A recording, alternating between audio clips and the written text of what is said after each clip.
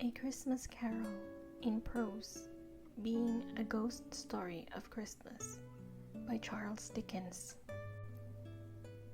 Stave 1. Marley's Ghost. Marley was dead to begin with. There is no doubt whatever about that. The register of his burial was signed by the clergyman, the clerk, the undertaker, and the chief mourner.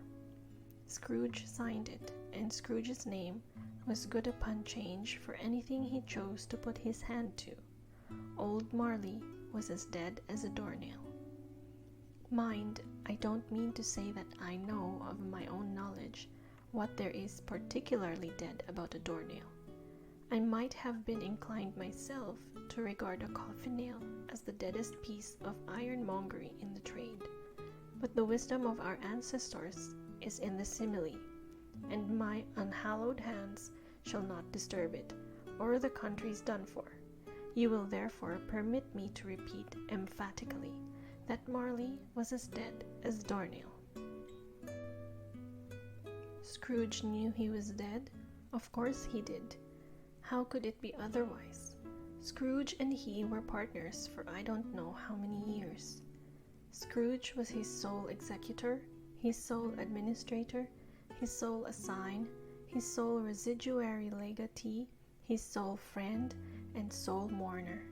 And even Scrooge was not so dreadfully cut up by the sad event, but that he was an excellent man of business on the very day of the funeral, and solemnized it with an undoubted bargain. The mention of Marley's funeral brings me back to the point I started from. There is no doubt that Marley was dead. This must be distinctly understood, or nothing wonderful can come of the story I am going to relate. If we were not perfectly convinced that Hamlet's father died before the play began, there would be nothing more remarkable in his taking a stroll at night in an easterly wind upon his own ramparts than there would be in any other middle-aged gentleman rashly turning out after dark in a breezy spot, say St. Paul's churchyard for instance, literally to astonish his son's weak mind. Scrooge never painted out old Marley's name. There it stood years afterwards, above the warehouse door, Scrooge and Marley. The firm was known as Scrooge and Marley. Sometimes people new to the business called Scrooge Scrooge and sometimes Marley, but he answered to both names. It was all the same to him. Oh, but he was a tight-fisted hand at the grindstone. Scrooge, a squeezing, wrenching, grasping, scraping, clutching, covetous old sinner, hard and sharp as flint, from which no steel had ever struck out generous fire, secret and self-contained and solitary as an oyster. The cold within him froze his old features, nipped his pointed nose, shriveled his cheek, stiffened his gait, made his eyes red, his thin lips blue, and spoke out shrewdly in his grating voice. A frosty rime was on his head and on his eyebrows and his wiry chin. He carried his own low temperature always about with him. He iced his coffee in the dog days and didn't thaw it 1 degree at Christmas. External heat and cold had little influence on Scrooge. No warmth could warm, no wintry weather chill him. No wind that blew was bitterer than he. No falling snow was more intent upon its purpose. No pelting rain less open to entreaty. Foul weather didn't know where to have him. The heaviest rain and snow and hail and sleet could boast of the advantage over him in only one respect. They often came down handsomely, and Scrooge never did. Nobody ever stopped him in the street to say with gladsome looks, "My dear Scrooge, how are you? When will you come to see me?" No beggars implored him to bestow a trifle. No children asked him, what it was o'clock. No man or woman ever once in all his life inquired the way to such and such a place of Scrooge. Even the blind men's dogs appeared to know him, and when they saw him coming on, would tug their owners into doorways and up courts, and then would wag their tails as though they said, "No eye at all is better than an evil eye, dark master." But what did Scrooge care? It was the very thing he liked, to edge his way along the crowded paths of life, warning all human sympathy to keep its distance, was what the knowing ones called nuts to Scrooge. Once upon a time, of all the good days in the year on Christmas Eve, old Scrooge sat busy in his counting house. It was cold, bleak, biting weather, foggy withal, and he could hear the people in the court outside go wheezing up and down, beating their hands upon their breasts and stamping their feet upon the pavement stones to warm them. The city clocks had only just gone 3, but it was quite dark already. It had not been light all day, and candles were flaring in the windows of the neighboring offices like ruddy smears upon the palpable brown air. The fog came pouring in at every chink and keyhole, and was so dense without that although the court was of the narrowest, the houses opposite were mere phantoms. To see the dingy cloud come drooping down, obscuring everything, one might have thought that nature lived hard by, and was brewing on a large scale. The door of Scrooge's counting house was open that he might keep his eye upon his clerk, who, in a dismal little cell beyond, a sort of tank, was copying letters. Scrooge had a very small fire, but the clerk's fire was so very much smaller that it looked like 1 coal. But he couldn't replenish it, for Scrooge kept the coal box in his own room, and so surely as the clerk came in with the shovel, the master predicted that it would be necessary for them to part. Wherefore the clerk put on his white comforter and tried to warm himself at the candle, in which effect, not being a man of strong imagination, he failed. "A Merry Christmas, Uncle, God save you," cried a cheerful voice. It was the voice of Scrooge's nephew, who came upon him so quickly that this was the first intimation he had of his approach. "Bah!" said Scrooge. "Humbug!" He had so heated himself with rapid walking in the fog and frost, this nephew of Scrooge's, that he was all in a glow. His face was ruddy and handsome, his eyes sparkled, and his breath smoked again. "Christmas a humbug, Uncle," said Scrooge's nephew. "You don't mean that, I am sure." "I do," said Scrooge. "Merry Christmas! What right have you to be merry? What reason have you to be merry? You're poor enough." "Come then," returned the nephew gaily. "What right have you to be dismal? What reason have you to be morose? You are rich enough." Scrooge, having no better answer ready on the spur of the moment, said "Bah!" again, and followed it up with "Humbug." "Don't be cross, Uncle," said the nephew. "What else can I be?" returned the uncle, "when I live in such a world of fools as this? Merry Christmas! Out upon Merry Christmas! What's Christmas time to you but a time for paying bills without money, a time for finding yourself a year older but not an hour richer, a time for balancing your books and having every item in them through a round dozen of months presented dead against you? If I could work my will," said Scrooge indignantly, "every idiot who goes about with Merry Christmas on his lips should be boiled with his own pudding and buried with a stake of holly through his heart. He should." "Uncle," pleaded the nephew.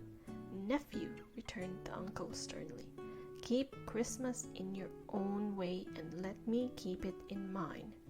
"Keep it," repeated Scrooge's nephew, "but you don't keep it." "Let me leave it alone, then," said Scrooge. "Much good may it do to you, much good it has ever done you." "There are many things from which I might have derived good, by which I have not profited, I dare say," returned the nephew. "Christmas among the rest. But I am sure I have always thought of Christmas time, when it has come round, apart from the veneration due to its sacred name and origin, if anything belonging to it can be apart from that, as a good time, a kind, forgiving, charitable, pleasant time, the only time I know of in the long calendar of the year, when men and women seem by one consent to open their shut-up hearts freely, and to think of people below them as if they really were fellow passengers to the grave, and not another race of creatures bound on other journeys. And therefore, uncle, though it has never put a scrap of gold or silver in my pocket, I believe that it has done me good, and will do me good, and I say, God bless it." The clerk in the tank involuntarily applauded. Becoming immediately sensible of the impropriety, he poked the fire and extinguished the last frail spark forever. "Let me hear another sound from you," said Scrooge, "and you'll keep your Christmas by losing your situation. You're quite a powerful speaker, sir," he added, turning to his nephew. "I wonder you don't go into Parliament." "Don't be angry, uncle. Come, dine with us tomorrow." Scrooge said that he would see him. Yes, indeed he did. He went the whole length of the expression, and said that he would see him in that extremity first. "But why?" cried Scrooge's nephew. "Why?" "Why did you get married?" said Scrooge. "Because I fell in love." "Because you fell in love," growled Scrooge, as if that were the only one thing in the world more ridiculous than a Merry Christmas. "Good afternoon." "Nay, uncle, but you never came to see me before that happened. Why give it as a reason for not coming now?" "Good afternoon," said Scrooge. "I want nothing from you. I ask nothing of you. Why cannot we be friends?" "Good afternoon," said Scrooge. "I am sorry with all my heart to find you so resolute. We have never had any quarrel, to which I have been a party, but I have made the trial in homage to Christmas, and I'll keep my Christmas humor to the last. So, a Merry Christmas, uncle." "Good afternoon," said Scrooge, "and a Happy New Year." "Good afternoon," said Scrooge.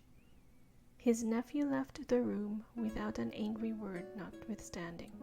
He stopped at the outer door to bestow the greetings of the season to the clerk, who, cold as he was warmer than Scrooge, for he returned them cordially. "There's another fellow," muttered Scrooge, who overheard him. "My clerk, with 15 shillings a week, and a wife and a family, talking about a Merry Christmas. I'll retire to Bedlam." This lunatic, in letting Scrooge's nephew out, had let 2 other people in. They were portly gentlemen, pleasant to behold, and now stood, with their hats off, in Scrooge's office. They had books and papers in their hands, and bowed to him. "Scrooge and Marley's, I believe," said one of the gentlemen, referring to his list. "Have I the pleasure of addressing Mr. Scrooge or Mr. Marley?" "Mr. Marley has been dead these 7 years," Scrooge replied. "He died 7 years ago this very night." "We have no doubt his liberality is well represented by his surviving partner," said the gentleman, presenting his credentials. It certainly was, for they had been 2 kindred spirits. At the ominous word liberality, Scrooge frowned and shook his head and handed the credentials back. "At this festive season of the year, Mr. Scrooge," said the gentleman, taking up a pen, It is more than usually desirable that we should make some slight provision for the poor and destitute, who suffer greatly at the present time. Many thousands are in want of common necessaries. Hundreds of thousands are in want of common comforts, sir." "Are there no prisons?" asked Scrooge. "Plenty of prisons," said the gentleman, laying down the pen again. "And the Union workhouses?" demanded Scrooge. "Are they still in operation?" "They are, still," returned the gentleman. "I wish I could say they were not."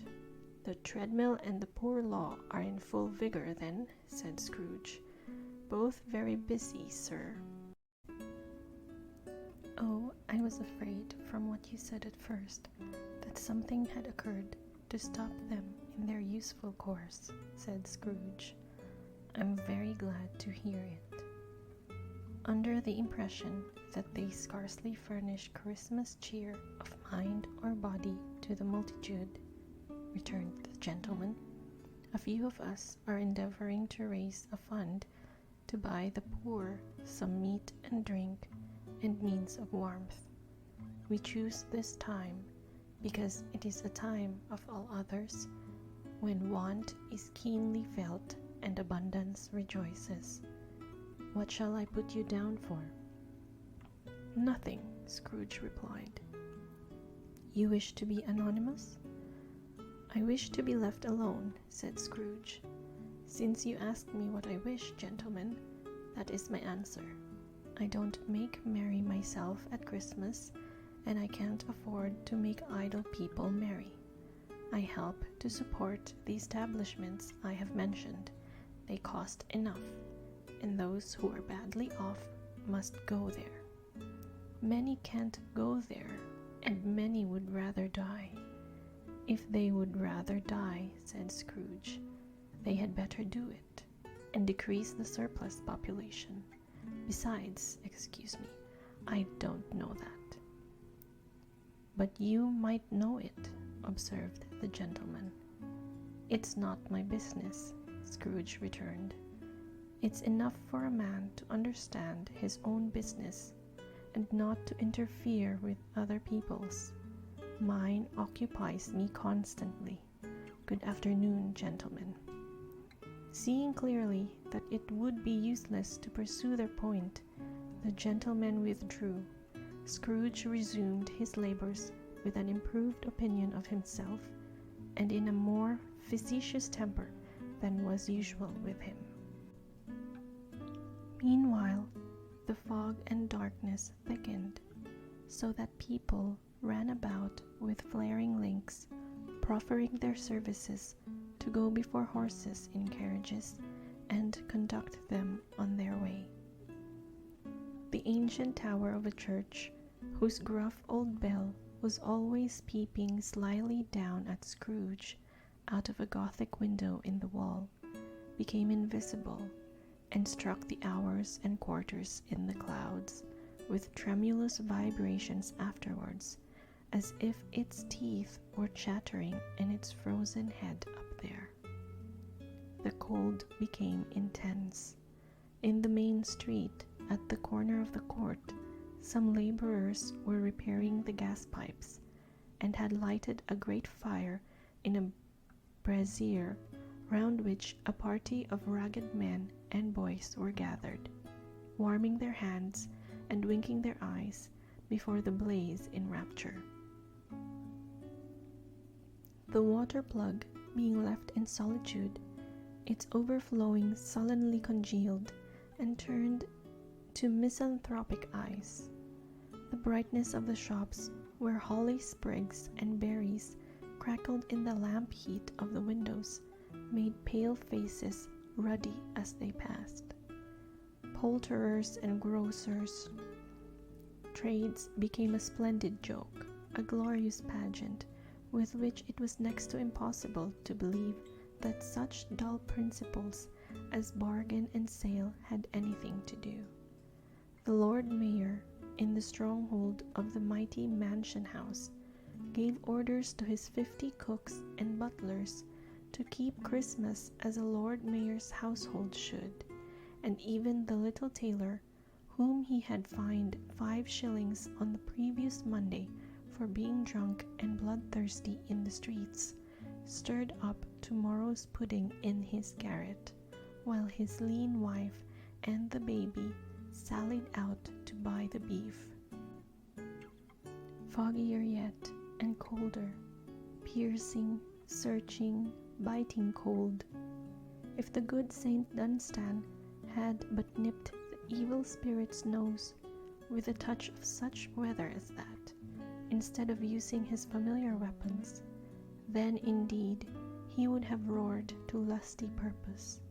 The owner of one scant young nose, gnawed and mumbled by the hungry cold as bones are gnawed by dogs, stooped down at Scrooge's keyhole to regale him with a Christmas carol, but at the first sound of "God bless you, merry gentlemen, may nothing you dismay," Scrooge seized the ruler with such energy of action that the singer fled in terror, leaving the keyhole to the fog and even more congenial frost.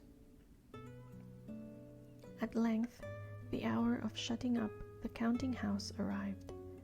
With an ill will, Scrooge dismounted from his stool and tacitly admitted the fact to the expectant clerk in the tank, who instantly snuffed his candle out and put on his hat.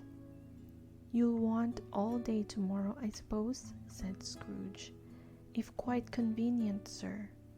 "It's not convenient," said Scrooge, "and it's not fair. If I was to stop 1/2 crown for it, you'd think yourself ill-used, I'll be bound." The clerk smiled faintly. "And yet," said Scrooge, "you don't think me ill-used when I pay a day's wages for no work." The clerk observed that it was only once a year. "A poor excuse for picking a man's pocket every 25th of December," said Scrooge, buttoning his greatcoat to the chin. "But I suppose you must have the whole day. Be here all the earlier next morning." The clerk promised that he would, and Scrooge walked out with a growl. The office was closed in a twinkling, and the clerk, with the long ends of his white comforter dangling below his waist, for he boasted no great coat, went down a slide on Cornhill at the end of a lane of boys 20 times, in honor of its being Christmas Eve, and then ran home to Camden Town as hard as he could pelt to play at blind man's buff. Scrooge took his melancholy dinner in his usual melancholy tavern, and having read all the newspapers and beguiled the rest of the evening with his banker's book, went home to bed. He lived in chambers which had once belonged to his deceased partner. They were a gloomy suit of rooms in a lowering pile of building up a yard, where it had so little business to be, that one could scarcely help fancying it must have run there when it was a young house, playing at hide-and-seek with other houses, and forgotten the way out again. It was old enough now, and dreary enough, for nobody lived in it but Scrooge, the other rooms being all let out as offices. The yard was so dark that even Scrooge, who knew its every stone, was fain to grope with his hands. The fog and frost so hung about the black old gateway of the house that it seemed as if the genius of the weather sat in mournful meditation on the threshold. Now it is a fact that there was nothing at all particular about the knocker on the door, except that it was very large. It is also a fact that Scrooge had seen it night and morning during his whole residence in that place. Also, that Scrooge had as little of what is called fancy about him as any man in the city of London, even including, which is a bold word, the corporation, aldermen, and livery. Let it also be borne in mind that Scrooge had not bestowed one thought on Marley since his last mention of his 7 years dead partner that afternoon. And then let any man explain to me, if he can, how it happened that Scrooge, having his key in the lock of the door, saw in the knocker, without its undergoing any intermediate process of change, not a knocker, but Marley's face. Marley's face. It was not an impenetrable shadow as the other objects in the yard were, but had a dismal light about it, like a bad lobster in a dark cellar. It was not angry or ferocious, but looked at Scrooge as Marley used to look, with ghostly spectacles turned up on its ghostly forehead. The hair was curiously stirred, as if by breath or hot air, and though the eyes were wide open, they were perfectly motionless. That and its livid color made it horrible, but its horror seemed to be in spite of the face and beyond its control, rather than a part of its own expression. As Scrooge looked fixedly at this phenomenon, it was a knocker again. To say that he was not startled, or that his blood was not conscious of a terrible sensation to which it had been a stranger from infancy, would be untrue.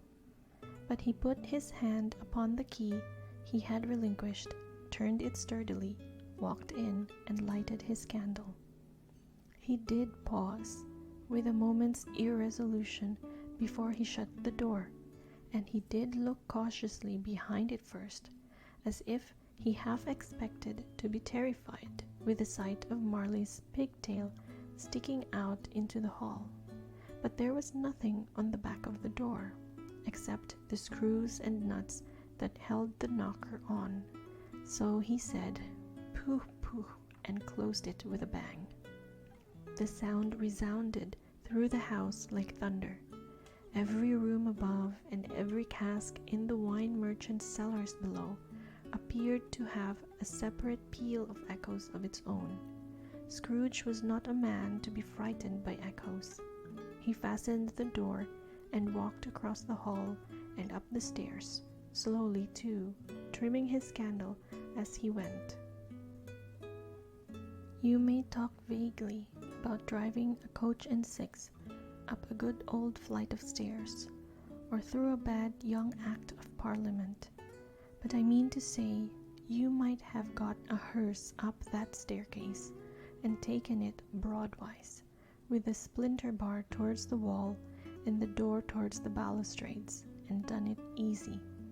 There was plenty of width for that, and room to spare, which is perhaps the reason why Scrooge thought he saw a locomotive hearse going on before him in the gloom. Half a dozen gas lamps out of the street wouldn't have lighted the entry too well, so you may suppose that it was pretty dark with Scrooge's dip. Up Scrooge went, not caring a button for that. Darkness is cheap, and Scrooge liked it. But before he shut his heavy door, he walked through his rooms to see that all was right. He had just enough recollection of the face to desire to do that. Sitting room, bedroom, lumber room, all as they should be.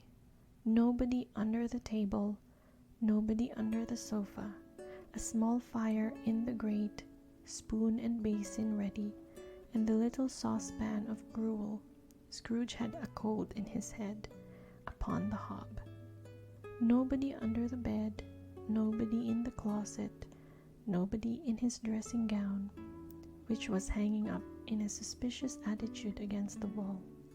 Lumber room as usual, old fire guard, old shoes, 2 fish baskets, washing stand on 3 legs, and a poker.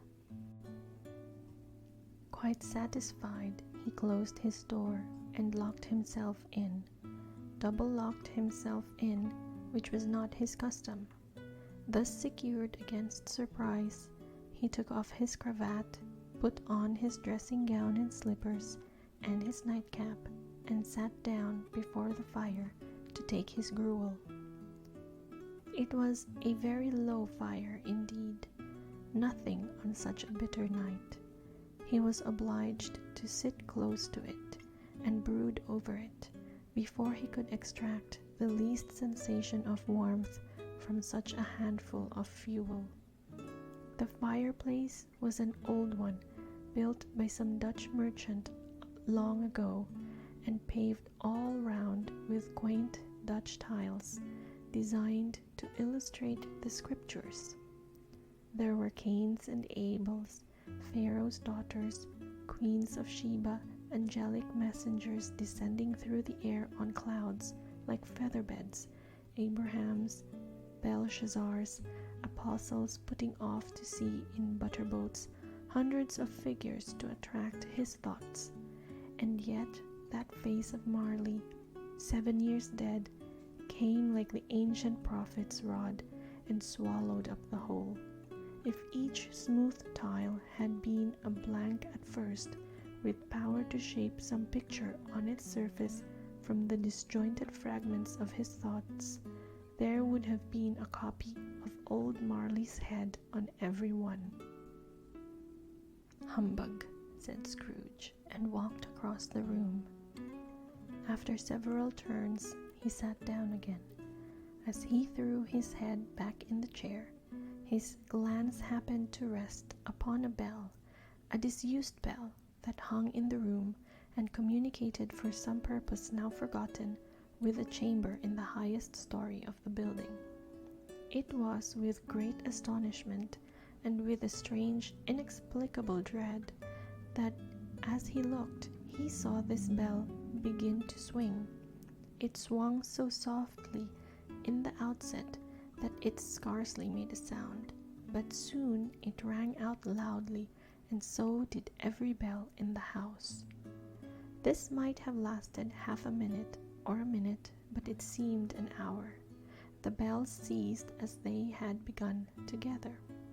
They were succeeded by a clanking noise deep down below, as if some person were dragging a heavy chain over the casks in the wine merchant's cellar. Scrooge then remembered to have heard that ghosts in haunted houses were described as dragging chains.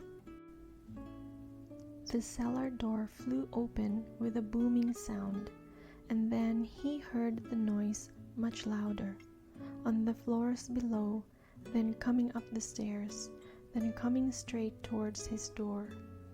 "It's humbug still," said Scrooge. "I won't believe it." His color changed, though, when, without a pause, it came on through the heavy door and passed into the room before his eyes. Upon its coming in, the dying flame leaped up as though it cried, "I know him, Marley's ghost," and fell again. The same face, the very same face. Marley in his pigtail, usual waistcoat, tights and boots, the tassels on the latter bristling like his pigtail, and his coat skirts, and the hair upon his head. The chain he drew was clasped about his middle. It was long and wound about him like a tail, and it was made, for Scrooge observed it closely, of cash boxes, keys, padlocks, ledgers, deeds, and heavy purses wrought in steel. His body was transparent, so that Scrooge, observing him and looking through his waistcoat, could see the 2 buttons on his coat behind. Scrooge had often heard it said that Marley had no bowels, but he had never believed it until now. No, nor did he believe it even now. Though he looked the phantom through and through, and saw it standing before him, though he felt the chilling influence of its death-cold eyes, and marked the very texture of the folded kerchief bound about its head and chin, which wrapper he had not observed before, he was still incredulous and fought against his senses. "How now," said Scrooge, caustic and cold as ever. "What do you want with me?" "Much," Marley's voice, no doubt about it. "Who are you?" "Ask me who I was." "Who were you, then?" said Scrooge, raising his voice. "You're particular for a shade." He was going to say, "to a shade," but substituted this as more appropriate. "In life, I was your partner, Jacob Marley." Can you sit down?" asked Scrooge, looking doubtfully at him. "I can." "Do it then." Scrooge asked the question because he didn't know whether a ghost so transparent might find himself in a condition to take a chair, and felt that in the event of its being impossible, it might involve the necessity of an embarrassing explanation. But the ghost sat down on the opposite side of the fireplace, as if he were quite used to it. "You don't believe in me," observed the ghost. "I don't," said Scrooge. "What evidence would you have of my reality beyond that of your senses?" "I don't know," said Scrooge. "Why do you doubt your senses?" "Because," said Scrooge, "a little thing affects them. A slight disorder of the stomach makes them cheats. You may be an undigested bit of beef, a blot of mustard, a crumb of cheese, a fragment of an underdone potato. There's more of gravy than of grave about you, whatever you are." Scrooge was not much in the habit of cracking jokes, nor did he feel in his heart by any means waggish then. The truth is that he tried to be smart as a means of distracting his own attention and keeping down his terror, for the spectre's voice disturbed the very marrow in his bones. To sit staring at those fixed glazed eyes in silence for a moment would play, Scrooge felt, the very deuce with him. There was something very awful, too, in the spectre's being provided with an infernal atmosphere of its own. Scrooge could not feel it himself, but this was clearly the case, for though the ghost sat perfectly motionless, its hair and skirts and tassels were still agitated as by the hot vapor from an oven. "You see this toothpick?" said Scrooge, returning quickly to the charge, for the reason just assigned, and wishing, though it were only for a second, to divert the vision's stony gaze from himself. "I do," replied the ghost. "You are not looking at it," said Scrooge. "But I see it," said the ghost, notwithstanding. "Well," returned Scrooge, "I have but to swallow this, and be for the rest of my days persecuted by a legion of goblins, all of my own creation. Humbug, I tell you, humbug." At this, the spirit raised a frightful cry, and shook its chain with such a dismal and appalling noise that Scrooge held on tight to his chair to save himself from falling in a swoon. But how much greater was his horror when the phantom, taking off the bandage round its head as if it were too warm to wear indoors, its lower jaw dropped down upon its breast. Scrooge fell upon his knees and clasped his hands before his face. "Mercy," he said, "dreadful apparition, why do you trouble me?" "Man of the worldly mind," replied the ghost, "do you believe in me or not?" "I do," said Scrooge. "I must. But why do spirits walk the earth, and why do they come to me?" "It is required of every man," the ghost returned, "that the spirit within him should walk abroad among his fellow men, and travel far and wide, and if that spirit goes not forth in life, it is condemned to do so after death. It is doomed to wander through the world. Oh, woe is me! and witness what it cannot share, but might have shared on earth, and turned to happiness. Again the spectre raised a cry, and shook its chain, and wrung its shadowy hands. "You are fettered," said Scrooge, trembling. "Tell me why." "I wear the chain I forged in life," replied the ghost.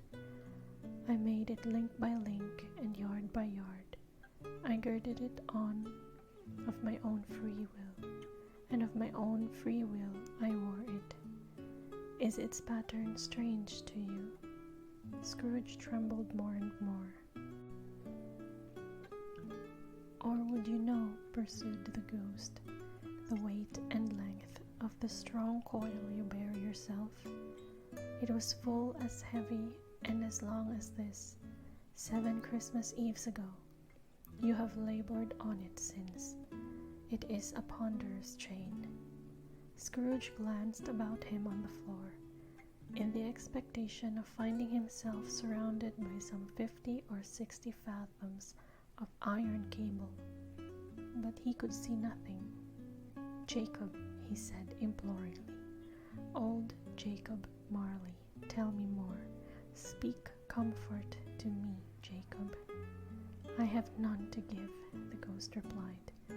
"It comes from other regions, Ebenezer Scrooge, and is conveyed by other ministers to other kinds of men.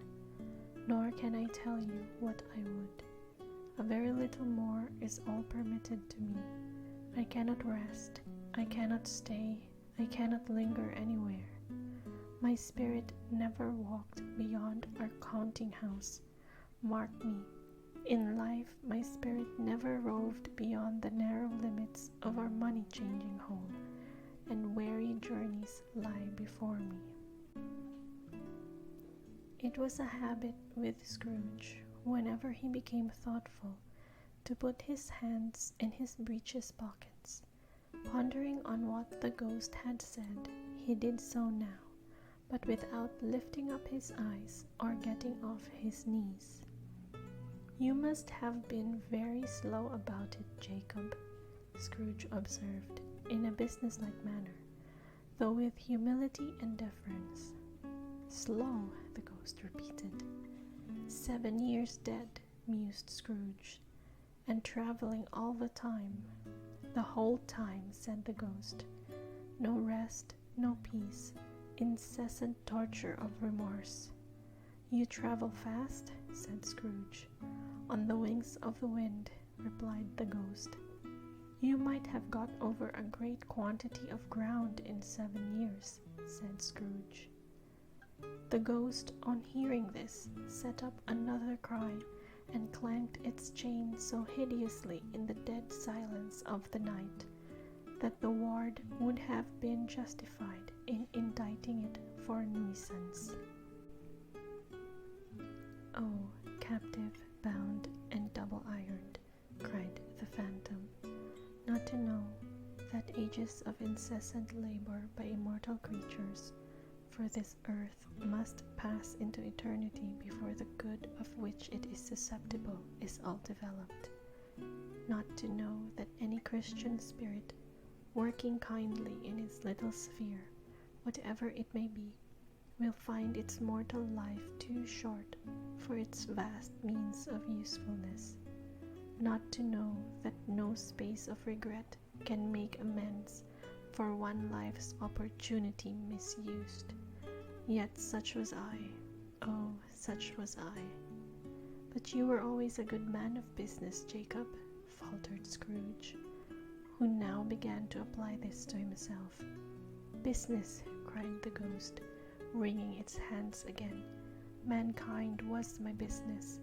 The common welfare was my business. Charity, mercy, forbearance, and benevolence were all my business. The dealings of my trade were but a drop of water in the comprehensive ocean of my business." It held up its chain at arm's length, as if that were the cause of all its unavailing grief, and flung it heavily upon the ground again. At this time of the rolling year, the spectre said, I suffer most. Why did I walk through crowds of fellow beings, with my eyes turned down, and never raise them to that blessed star which led the wise man to a poor abode? Were there no poor homes to which its light would have conducted me? Scrooge was very much dismayed to hear the spectre going on at this rate, and began to quake exceedingly. Hear me, cried the ghost, my time is nearly gone. I will, said Scrooge, but don't be hard upon me. Don't be flowery, Jacob, pray. How it is that I appear before you in a shape that you can see, I may not tell.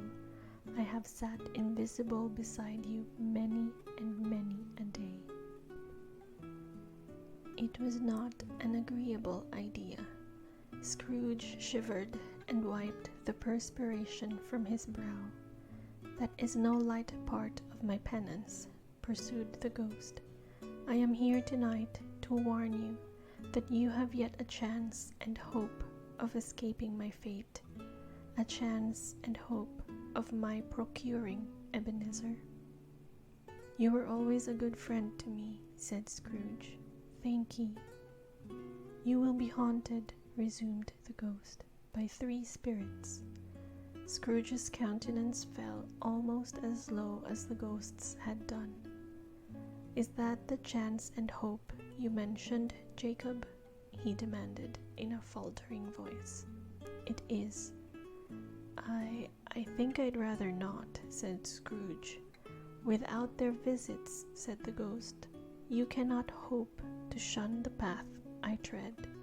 Expect the first tomorrow when the bell tolls 1. Couldn't I take 'em all at once and have it over, Jacob? Hinted Scrooge. Expect the 2nd on the next night at the same hour, the 3rd upon the next night when the last stroke of 12 has ceased to vibrate. Look to see me no more, and look that, for your own sake, you remember what has passed between us. When it had said these words, the spectre took its wrapper from the table and bound it round its head as before. Scrooge knew this by the smart sound its teeth made when the jaws were brought together by the bandage.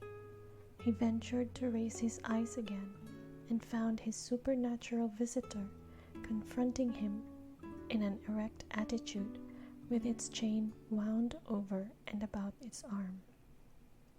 The apparition walked backward from him, and at every step it took, the window raised itself a little, so that when the spectre reached it, it was wide open.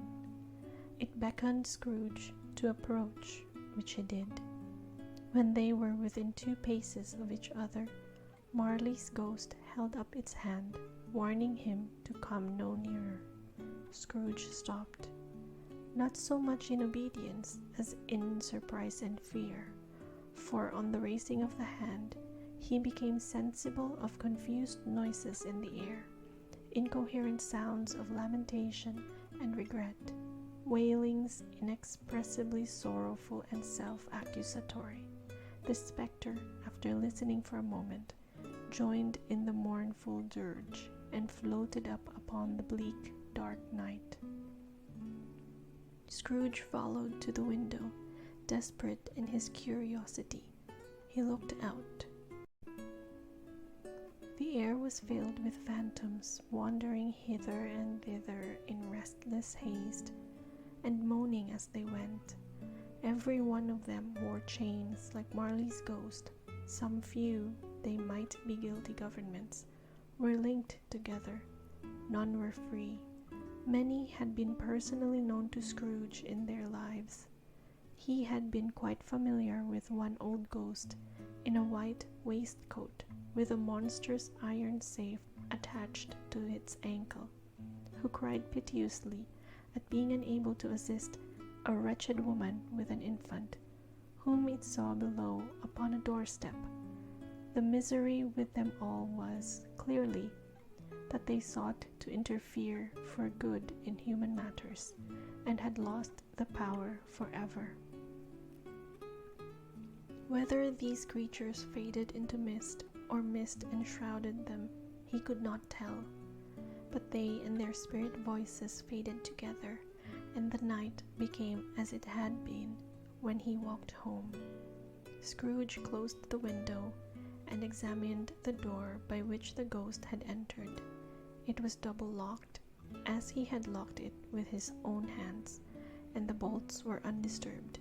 He tried to say humbug, but stopped at the first syllable, and being from the emotion he had undergone, or the fatigues of the day, or his glimpse of the invisible world, or the dull conversation of the ghost, or the lateness of the hour, much in need of repose, went straight to bed without undressing, and fell asleep upon the instant.